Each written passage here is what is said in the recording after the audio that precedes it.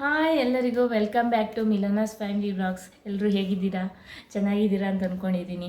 So ಇವತ್ತಿನ ನನ್ನ ವ್ಲಾಗಲ್ಲಿ ನಾನು ಒಂದೊಳ್ಳೆ ಪ್ಲೇಸ್ ಬಗ್ಗೆ ನಿಮಗೆ ಹೇಳಬೇಕು. ಸೊ ಆ್ಯಕ್ಚುಲಿ ಟ್ರಿಪ್ ಹೋಗೋಣ ಅಂತ ರೆಡಿಯಾಗಿದ್ದೀವಿ, ಬೈಲುಕುಪ್ಪೆಯಲ್ಲಿರುವಂತಹ ಗೋಲ್ಡನ್ ಟೆಂಪಲ್ ನೋಡೋದಕ್ಕೆ. ಸೊ ನಾನು ಇಷ್ಟರೊಳಗೆ ನೋಡೇ ಇರಲಿಲ್ಲ. ಸೇಮ್ ರೂಟಲ್ಲೇ ನಾವು ಮನೆಗೆ ಹೋಗ್ತೀವಿ, ಆದರೂ ಕೂಡ ನಂಗೆ ನೋಡೋಕ್ಕೆ ಆಗಿರಲಿಲ್ಲ.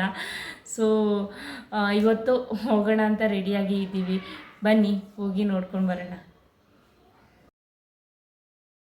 ಇದು ಮೇಯ್ನ್ ಎಂಟ್ರೆನ್ಸ್, ಮುಖ್ಯ ದ್ವಾರ. ಸೊ ನಿಮಗೆ ಬ್ಯಾಂಗ್ಳೂರಿಂದ ಬರೋದಾದರೆ 210 ಕಿಲೋಮೀಟ್ರ್ ಆಗುತ್ತೆ. ಇದಿರೋದು ಪಿರಿಯಾಪಟ್ಟಣ ತಾಲೂಕಿನಲ್ಲಿ. ಸೊ ಪಿರಿಯಾಪಟ್ಟಣದಿಂದ 20 ಕಿಲೋಮೀಟ್ರ್ ಆಗುತ್ತೆ. ಕುಶಾಲನಗರಿಂದ ಸುಮಾರು 5 ಕಿಲೋಮೀಟ್ರ್ ದೂರ ಇದೆ. ಇದೆಲ್ಲ ನೋಡಿ, ಇದೆಲ್ಲ ಅವರು ವಾಸ ಮಾಡುವಂಥ ರೂಮ್ಸ್ಗಳು. ಸೊ ಸುಮಾರು 20,000ಕ್ಕೂ ಮಂದಿ ಟಿಬೇಟಿಯನ್ಸ್ ಇಲ್ಲಿ ವಾಸ ಮಾಡ್ತಾ ಇದ್ದಾರೆ. ಅದಲ್ಲದೆ 2,000ಕ್ಕೂ ಹೆಚ್ಚು ಬೌದ್ಧ ಸನ್ಯಾಸಿಗಳು ಇದ್ದಾರೆ ಇಲ್ಲಿ, ಅಂದರೆ ಮಾಂಕ್ಗಳು. ಇಲ್ಲಿ ಎಲ್ಲ ಥರದ ಅವರಿಗೆ ಫೆಸಿಲಿಟಿ ಸಿಗುತ್ತೆ.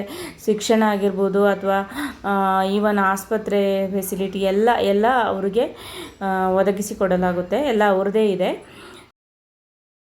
ಇದೇ ದೇಶದ ಅತಿ ದೊಡ್ಡ ಟಿಬೇಟಿಯನ್ ಕಾಲನಿ. ಇದನ್ನೊಂಥರ ಮಿನಿ ಟಿಬೇಟ್ ಅಂತಲೇ ಹೇಳ್ಬೋದು. ಯಾಕೆ ಇಷ್ಟೊಂದು ಜನ ಇಲ್ಲಿದ್ದಾರೆ, ಯಾಕೆ ಇವರು ಈ ಥರ ವಾಸ ಮಾಡ್ತಾ ಇದ್ದಾರೆ, ಅದು ನಮ್ಮ ದೇಶದಲ್ಲಿ ಅಂತ ಡೌಟ್ ಬರುತ್ತಲ್ವ ನಿಮಗೆ.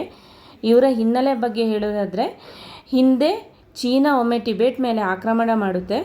ಆಕ್ರಮಣ ಮಾಡಿದಾಗ ಆವಾಗ ಅಲ್ಲಿನ 14ನೇ ದಲೈ ಲಾಮಾ ಅವರು ಆಶ್ರಯ ಇಲ್ಲದೆ ತಮ್ಮ ಸ್ವಲ್ಪ ಅನುಯಾಯಿಗಳೊಂದಿಗೆ ಅವರು ಭಾರತದ ಮೇಲೆ ಬರ್ತಾರೆ. ಸೊ ಆಶ್ರಯಕ್ಕೋಸ್ಕರ ಆವಾಗ ಅದು ಆ್ಯಕ್ಚುಲಿ 1957 ಆ ಟೈಮಲ್ಲಿ ನೆಹರೂರವರು ಪ್ರಧಾನಿಯಾಗಿರ್ತಾರೆ. ಸೊ ಅವರು ಫಸ್ಟು ಈ ಥರ ಬಂದವರಿಗೆ ಫಸ್ಟ್ ಧರ್ಮಶಾಲದಲ್ಲಿ ಆಶ್ರಯ ಕೊಡ್ತಾರೆ. ಅದಾದಮೇಲೆ ದೇಶದ ಬೇರೆ ಬೇರೆ ಕಡೆ 7-8 ಜಾಗಗಳಲ್ಲಿ ಇವರು ಈ ಥರ ಜಾಗ ಕೊಟ್ಬಿಟ್ಟು ಅವರಿಗಂತಲೇ ಅವರನ್ನು ವಾಸ ಮಾಡೋಕ್ಕೆ ಬಿಟ್ಟಿರ್ತಾರೆ.